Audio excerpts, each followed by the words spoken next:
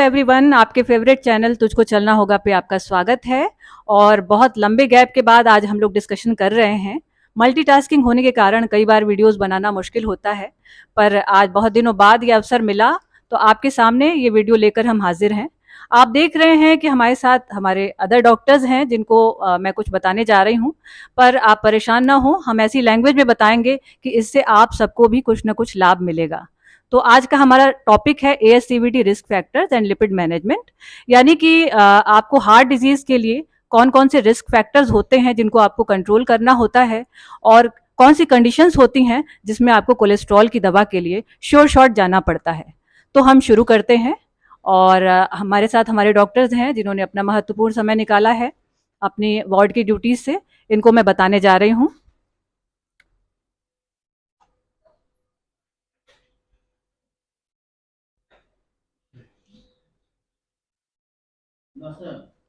नमस्कार। तो हम शुरू करते हैं।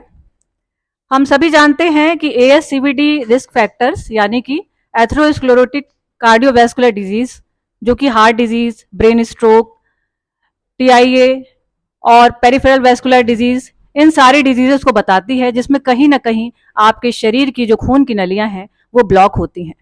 और इनसे संबंधित रिस्क फैक्टर्स को हम ASCVD रिस्क फैक्टर्स कहते हैं, और आज हम उन्हीं के बारे में डिस्कस करेंगे।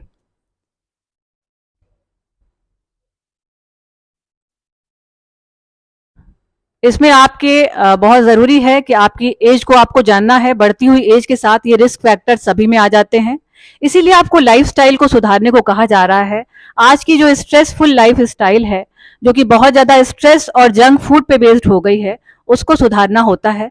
साथ ही फैमिली हिस्ट्री बहुत ज़्यादा इंपॉर्टेंट होती है, जिसको कई बार लोग सीरियसली नहीं लेते हैं और बताने पर भी मानते नहीं हैं। और लास्ट में है कोमॉर्बिडिटीज, कि मतलब साथ में और क्या क्या बीमारियां हैं। अगर बहुत सी बीमारियां साथ में उपस्थित हैं तो आपके रिस्क फैक्टर्स और भी ज्यादा बढ़ जाते हैं। अब हम बात करेंगे मेजर ASCVD रिस्क फैक्टर्स की। मेजर ASCVD रिस्क फैक्टर मतलब मेजॉरिटी में कौन से रिस्क फैक्टर्स हैं जो हम सभी में कहीं ना कहीं पाए जाते हैं और जिनको शुरू में ही कंट्रोल किया जाए तो ASCVD यानी कि कार्डियोवैस्कुलर डिजीजेस को रोका जा सकता है। जैसे कि as more than 45 years males में अगर हो और 55 ईयर्स से ऊपर फीमेल्स में हो तो वो रिस्क फैक्टर बन जाता है। इसके बाद हर मेल को फीमेल को आइडियली 6 मंथली अपने सारे ब्लड टेस्ट कराने चाहिए और कोलेस्ट्रॉल, शुगर लेवल जानना चाहिए, BP चेक कराना चाहिए। ये नहीं कि आपके अंदर कोई परेशानी आएगी, कोई सिम्टम आएगा तब आप इस चीज को फॉलो करेंगे। दूसरा है family history of pre mature ASCVD। Family history में अगर किसी को यंग एज में हार्ट डिजीज या ब्रेन स्ट्रोक हुआ है तो ये बहुत ही ज्यादा इंपॉर्टेंट है। इवन आपके अंदर जो एज के साथ रिस्क फैक्टर आ रहा है उससे भी ज्यादा इंपॉर्टेंट है कि more than 55 years, less than 55 years age और लेस देन 60 ईयर्स एज बहुत ही डेंजरस होती है। अगर मेल्स में लेस देन 60 ईयर्स की एज में डेथ हुई है और फीमेल्स में लेस देन मतलब मेल्स में लेस देन 55 ईयर्स के अंदर अगर डेथ हुई है किसी की, या प्री मैच्योर हार्ट डिजीज हुई है, या फीमेल्स में लेस देन 55 ईयर्स में हुई है, तो फिर ये एक प्री मैच्योर कार्डियोवैस्कुलर डिजीज का साइन होता है। और इसलिए फैमिली हिस्ट्री को पूछना बहुत जरूरी होता है कि कोई भी प्री मैच्योर कार्डियक डिजीज या ब्रेन स्ट्रोक तो नहीं हुआ है। तीसरी चीज है करंट सिगरेट स्मोकिंग। आप देख रहे हैं कि सिगरेट स्मोकिंग कितनी इंपॉर्टेंट फैक्टर है कि इसको मैं इनिशियली बता रही हूं, और हमारे ये lipid association of India LAI के गाइडलाइंस 2023 में भी शामिल किया गया है। तो करंट स्टेटस में अगर पेशेंट सिगरेट स्मोकिंग कर रहा है या टोबैको यूज कर रहा है तो ये बहुत ही बड़ा ASCVD रिस्क फैक्टर है। फोर्थ पे है high blood pressure. Blood pressure अगर आपका हाई रहने लगता है मोर देन 140/90 तो आपको उसको रेगुलर चेकअप करा के अपने फिजिशियन से मिलते रहना है। अगर ये परसिस्टेंट रहता है तो इसकी जल्द से जल्द दवा शुरू करनी है। बहुत से लोग ये सोचते हैं कि दवा जल्दी शुरू करने से हमारे अंदर कुछ साइड इफेक्ट्स आ जाएंगे या फिर हमें कोई दूसरा नुकसान पहुंचेगा, हम दवा के आदी हो जाएंगे। ये सारे ही मिसकंसेप्शंस हैं, मिथ हैं।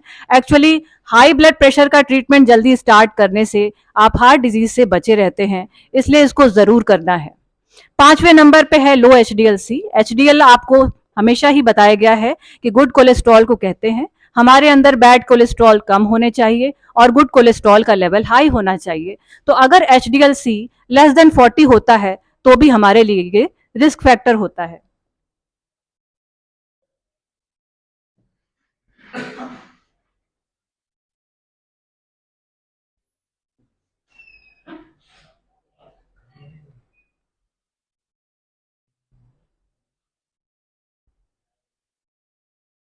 अब है अदर हाई रिस्क फीचर्स। अभी तक मैंने बताया कि मेजॉरिटी में पूरे ही वर्ल्ड में क्या क्या रिस्क फैक्टर्स हैं जो फैले हुए होते हैं और जिन पे कई बार हमारा ध्यान नहीं जाता है और उनको लेकर हम चलते रहते हैं और हमारे अंदर सिम्टम्स नहीं होते हैं। उन्हें तो हम कहते हैं मेजर एएससीवीडी रिस्क फैक्टर्स। और इसके अलावा कुछ और भी स्पेशल रिस्क फैक्टर्स होते हैं जिन्हें हाई रिस्क फीचर्स कहते हैं। उन्हें हमने मेजर एएससीवीडी से अलग रखा है क्योंकि ये रिस्क फैक्टर्स जो हैं ये अक्सर जो है दूसरे तरह के नुकसान अन्य अंगों को भी पहुंचाते हैं। इसमें सबसे पहले है डायबिटीज। तो डायबिटीज जो है वो अगर अदर एएससीवीडी रिस्क फैक्टर्स के साथ जुड़ जाए तो ये एक हाई रिस्क फीचर बन जाता है। पर ऐसे में कोई टारगेट ऑर्गन डैमेज या किसी और अन्य अंग को नुकसान ना पहुंचा हो। अगर नुकसान पहुंचेगा तो वो वेरी हाई रिस्क हो जाएगा। दूसरा है सीकेडी स्टेज 3B और 4। आप जानते हैं सीकेडी स्टेज 3 यानी मॉडरेट डिग्री का सीकेडी होता है जिसमें आपका जीएफआर जो है, ये डॉक्टर्स के लिए मैं बता रही हूँ, जीएफआर 30 से 60 के बीच में लाई करता है, ठीक है। और 3B अगर हो तो 45 से 60 30 से 45 के बीच में लाई करता है। मतलब जो है कि और भी बैड कंडीशन होती है। 3A से 3B बैड कंडीशन होती है। और स्टेज 4 होता है जब आपका 30 से भी नीचे आ जाता है ईजीएफआर। तो ये भी जो सीकेडी भी जो है स्टेज 3B और 4 ये भी हाई रिस्क फीचर में आता है। तीसरा है फैमिलियल हाइपर कोलेस्ट्रोलीमिया। आप सब इस बीमारी से भली भांति परिचित होंगे कि एक ऐसा एक जेनेटिक डिसऑर्डर है जो बड़ा ही कॉमन होता है, जिसकी वजह से बहुत सारे लोगों में, मतलब बहुत कॉमन तो नहीं होता, फिर भी अगर कोलेस्ट्रॉल की फील्ड में देखें तो ये कॉमन डिजीज है जो कि कई बार लोगों को पता नहीं चल पाती है। इसके लिए अर्ली स्क्रीनिंग बहुत जरूरी होती है। अगर किसी का बहुत ही यंग एज में बहुत हाई लेवल का कोलेस्ट्रॉल आ रहा है तो उसको निश्चित रूप से अपने फैमिलियल हाइपर कोलेस्ट्रोलीमिया के लिए अपने पैथोलॉजिस्ट से चेक कराना चाहिए। और अगर ये होमोजाइगस होगा तो वेरी हाई रिस्क होगा, पर हेट्रोजाइगस यानी थोड़ा सा लो ग्रेड का होगा, मतलब इस तरह के पेशेंट जो हैं यूजुअली सिम्टोमेटिक नहीं होते हैं, तो उनको हम हाई रिस्क में रखेंगे। चौथा है extreme of a single risk factor. मतलब या तो हाई बीपी आपका ग्रेड 3 हो, एकदम 180/110 120 ऐसे हो, या फिर आपका एलडीएल जो है जो कि 100 से नीचे नॉर्मली होना चाहिए वो मोर देन 190 हो, या फिर आपका ट्राइग्लिसराइड जो मोर देन जो कि आपका या फिर आपका टोटल कोलेस्ट्रॉल जो कि 200 से कम होना चाहिए वो मोर देन 310 जा रहा है। इस तरह का कोई भी सिंगल रिस्क फैक्टर अगर बहुत ज्यादा बढ़ा हुआ है तो भी ये हाई रिस्क फीचर है। इसके अलावा आजकल जो सबसे कॉमन ट्रेंड है और बहुत ही अच्छा जो हमको गाइड करता है वो है कोरोनरी कैल्शियम स्कोर। अगर ये मोर देन 300 है, यूजुअली 0 to 99 के ग्रेड में इनको रहना चाहिए रेंज में, पर मोर देन 300 है तो ये एक हाई रिस्क फीचर है। छठा है नॉन स्टेनोटिक कैरोटिड प्लेक। हम जानते हैं कि गर्दन से ब्रेन की तरफ जाने वाली जो आर्टरीज होती हैं वो कैरोटिड आर्टरीज होती हैं। इनकी डिजीज को भी हम कार्डियोवैस्कुलर डिजीज में ही रखते हैं। और अगर इनमें किसी प्रकार के स्टेनोसिस ना भी हो पर छोटे छोटे प्लाक बनना शुरू हो जाते हैं, जो भी आर्टरी ब्लॉक होती है तो सबसे पहले उसमें प्लाक बनते हैं, मतलब कि कुछ कचरे जैसा जमना शुरू होता है, उसको प्लाक कहते हैं। वो अगर बनना शुरू हो गया है, भले ही स्टेनोसिस यानी कि ऑब्स्ट्रक्शन या बंद नहीं हुई है नली, तो ये छठा फीचर आ गया हाई रिस्क में। अदरवाइज स्टेनोसिस अगर शुरू हो गई है तो वो वेरी हाई रिस्क फीचर होगा। 7वें नंबर पे है लाइपोप्रोटीन ए। आप सभी जानते हैं कि आज के दौर में लाइपोप्रोटीन ए का मेजरमेंट भी बहुत जरूरी हो गया है, जहां पे हमको अदर फीचर्स नहीं मिल रहे हैं। और लाइपोप्रोटीन को आइडियली 30 के आसपास होना चाहिए और एटलीस्ट लेस देन 50 होना चाहिए। अगर ये मोर देन या इक्वल टू 50 है तो वो भी हाई रिस्क फीचर है। अब ये हाई रिस्क यहाँ पे गलत लिखा हुआ है, ये है मॉडरेट रिस्क फीचर्स और कन्वेंशनल फीचर्स हैं। इसमें यह है कि आपने कभी इंसिडेंटली किसी का कोरोनरी एंजियोग्राम करा लिया जिसमें कैल्शियम स्कोर का पता लगता है, किसी पेशेंट का क्लियर नहीं हो रहा है कि उसको बार बार चेस्ट पेन क्यों आता है या बार बार जो है उसे चक्कर क्यों आता है, तो आपने मान लीजिए कि उसका कोरोनरी एंजियोग्राम कराया है और आप कैल्शियम स्कोर देखते हैं, उसी के उसमें हम कैल्शियम स्कोर देख पाते हैं, तो आप देखते हैं कि 100/299 तक, मतलब लेस देन 300 अगर लेवल है तो ये मॉडरेट या कन्वेंशनल रिस्क फैक्टर है। या फिर increase carotid intima media thickness. Carotid arteries को जब हम देखते हैं तो उनमें जो लेयर्स होती हैं उनको इंटिमा और मीडिया कहते हैं। अंदर की लेयर इंटिमा, बीच वाली लेयर मीडिया कहलाती है।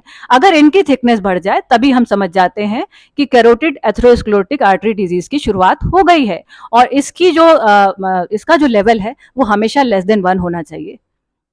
तीसरा है लाइपोप्रोटीन ए, जिसका नॉर्मल लेवल 20 to 49 के अंदर ही रहना चाहिए, तो ये मॉडरेट रिस्क में आता है। और 49 से अबव जैसा मैंने बताया अगर चला गया तो हाई रिस्क फीचर्स में आता है।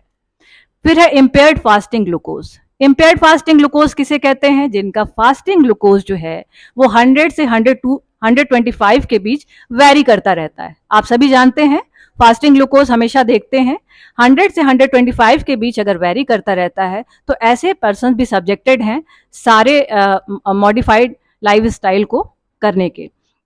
बाद में है 5वें नंबर पे increased waist circumference. Waist circumference यानी सेंट्रल ओबेसिटी, मैं पहले भी बता चुकी हूँ। सेंट्रल ओबेसिटी ओवरऑल ओबेसिटी से कहीं ज्यादा रिस्की होती है, और फीमेल्स में लेस देन 35 इंचेस जो है वेस्ट सर्कमफरेंस होनी चाहिए, नाभि के पास का मोटापा, और मेल में लेस देन 40 इंचेस होना चाहिए, नहीं तो फिर ये भी एक कन्वेंशनल रिस्क फैक्टर बन जाता है। अब है एपोलाइपोप्रोटीन बी। लाइपोप्रोटीन ए की इंपॉर्टेंस हमने बताया, उसी तरह से एपोलाइपोप्रोटीन बी की भी आजकल बहुत इंपॉर्टेंस हो गई है, और इस पर अच्छा रिसर्च हुआ है जिससे कि हम कार्डियोवास्कुलर डिजीजेस से बच सकते हैं। आइडियली इसका लेवल लेस देन 100 ही होना चाहिए, पर 100 के ऊपर या मोर देन 110 चला गया तो ये भी कन्वेंशनल रिस्क फैक्टर बन जाता है। लास्ट है highly sensitive CRP, C reactive protein, है ना। इन सब के बारे में आपने कोरोना पीरियड में सभी लोगों ने, जनरल पब्लिक ने भी काफी जाना है कि इसको लेस देन 1 होना चाहिए। अगर ये मोर देन 2 गया तो फिर ये conventional risk factor moderate degree का हो जाता है। अब हम रिस्क कैटेगरीज के बारे में बताएंगे। जैसा मैंने बताया कि जब हम रिस्क फैक्टर्स के बारे में जान जाते हैं तो अब पेशेंट को जो है रिस्क कैटेगरी में डिवाइड करना हमारे लिए बहुत आसान हो जाता है। जैसे कि कौन हाई रिस्क पेशेंट है, कौन मॉडरेट रिस्क पेशेंट है, कौन सा लो रिस्क है, और कौन वेरी हाई या एक्सट्रीम हाई रिस्क है। तो शुरू करते हैं। तो सबसे पहले हम बात करेंगे लो रिस्क की। लो रिस्क में मतलब ज्यादातर जैसे हम सभी लोग हैं जिनके पास कोई एक मेजर एएससीवीडी रिस्क फैक्टर हो सकता है, जैसे किसी के पास मोटापा है, किसी के पास स्मोकिंग है, किसी के पास फैमिली हिस्ट्री है, किसी के पास फॉल्टी डाइट है। ये सब लो रिस्क में आएंगे, क्योंकि सिर्फ एक रिस्क फैक्टर है, उसे भी हम मैनेज कर सकते हैं। सिर्फ एक रिस्क फैक्टर है और उसे भी हम मैनेज कर सकते हैं। इसका एक कैलकुलेटर भी होता है जिसको कैलकुलेट करके ये पाया जाता है कि लो रिस्क में लेस देन 30% रिस्क होता है सीवीडी का, वो भी लाइफ टाइम। अब है मॉडरेट रिस्क। मॉडरेट रिस्क भी इतना रिस्की नहीं होता, इसको भी हम लाइफ स्टाइल से काफी हद तक मैनेज कर सकते हैं। इसीलिए भी किसी भी पेशेंट में जब हमें पहली बार रिस्क फैक्टर्स मिलते हैं तो पहले हम उनको लाइफ स्टाइल मॉडिफिकेशन कराते हैं।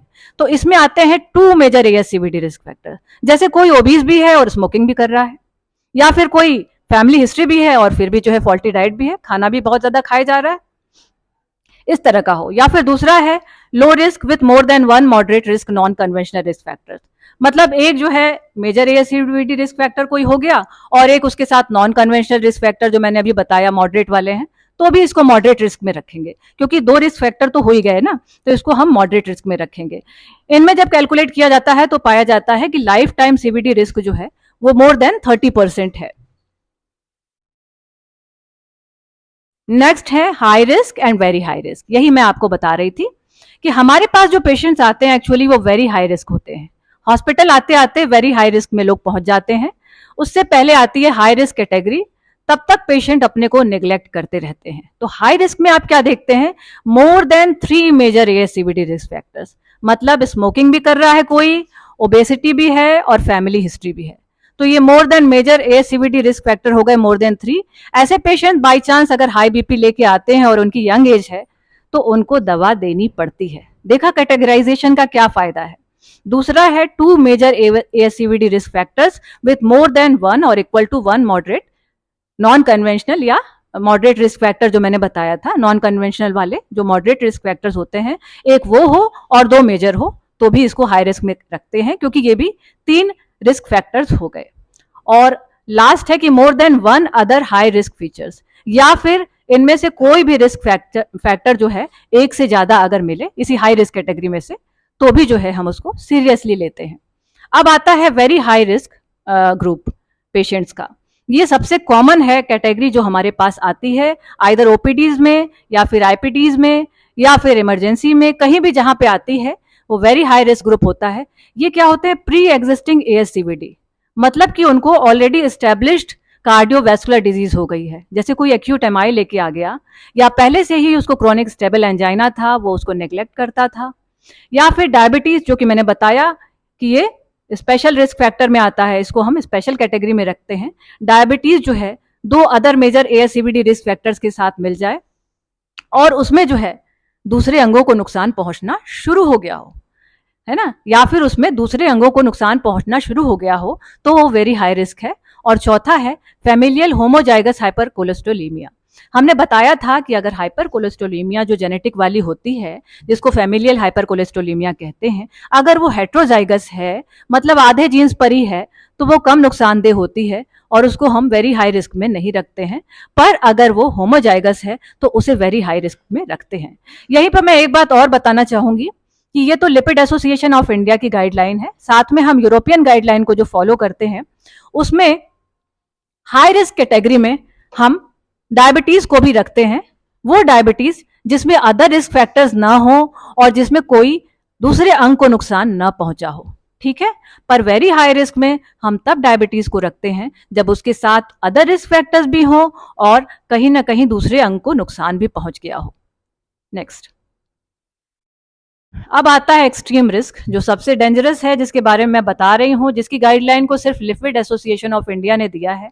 इसको यूरोपियन गाइडलाइन ने भी कवर नहीं किया है और इसको कहीं भी नहीं पढ़ाया जाता और टेक्स्ट बुक में भी इसको नेग्लेक्ट किया जाता है। इसलिए लिपिड एसोसिएशन ऑफ इंडिया ने इस गाइडलाइन को बनाया है, जिसके आधार पर हमको लिपिड कंट्रोल करना आसान हो जाता है।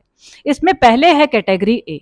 कैटेगरी ए कहीं ना कहीं वेरी हाई रिस्क से रिजेंबल करती है, जिसमें कि एस्टैब्लिश्ड कोरोनरी आर्टरी डिजीज या कार्डियोवैस्कुलर डिजीज होती है। साथ में कोई एक जो है हाई रिस्क ग्रुप का फीचर होता है। हाई रिस्क ग्रुप कौन सा था? जिसमें ज्यादातर रिस्क फैक्टर्स थे, जैसे more than 3 major risk factors थे। तो multiple risk factors with any type of heart disease, brain stroke या किसी भी तरह की कार्डियोवैस्कुलर डिजीज है, तो इसको कैटेगरी ए में रखते हैं। तो ज्यादातर तो हमारे पास इसी तरह के आते हैं।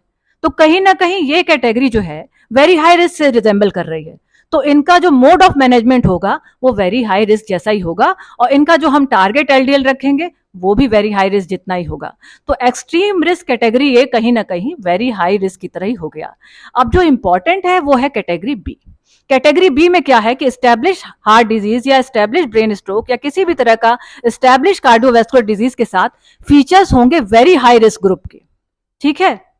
मल्टीपल रिस्क फैक्टर्स भी हैं, फैमिली हिस्ट्री भी है और साथ में रिकरेंट एसीएस, मतलब बार बार हार्ट अटैक हो रहा है या बार बार ब्रेन स्ट्रोक हो रहा है। एलडीएल को, उनके कोलेस्ट्रॉल लेवल को कंट्रोल करने के बाद भी बार बार उनको हार्ट डिजीज हो रही है, बार बार या तो ब्रेन स्ट्रोक हो रहा है या एक बार हार्ट डिजीज हो रही है, एक बार ब्रेन स्ट्रोक हो रहा है। इस तरह से बार बार कुछ ना कुछ कार्डियोवैस्कुलर इवेंट हो रहा है उनके साथ, या फिर उन्हें पॉलीवैस्कुलर डिजीज है, जैसे कि हार्ट का अगर अटैक हुआ है तो उनकी सभी आर्टरियां ब्लॉक हैं, सभी खून की नलियां ब्लॉक हैं, या फिर हार्ट डिजीज के साथ ब्रेन स्ट्रोक है, पेरिफेरल आर्टरी डिजीज है और कैरोटिड आर्टरी डिजीज है। तो ये कैटेगरी बी जो है वो सबसे डेंजरस होता है और यहां पर हमको कोलेस्ट्रॉल को सबसे ज्यादा स्ट्रिक्टली कंट्रोल करना होता है।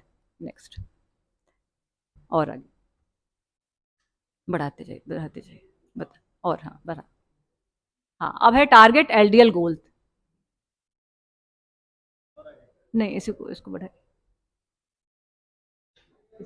इसी को ले आओ, हाँ इसके नेक्स्ट। टारगेट एलडीएल गोल्स में हमें जानना होता है कि एलडीएल को, यानी कि हमारा जो बैड कोलेस्ट्रॉल है, उसको किस लेवल तक हमको कम करना है, हर रिस्क ग्रुप में अलग अलग। ये हमारी ओल्ड गाइडलाइन है 2020 की। हम आएंगे नई गाइडलाइन पे, यानी 2023 की। ये भी पुरानी यूरोपियन गाइडलाइन है, इसे भी हम फॉलो नहीं करेंगे। और अब आ गई हमारे पास 2023 की गाइडलाइन।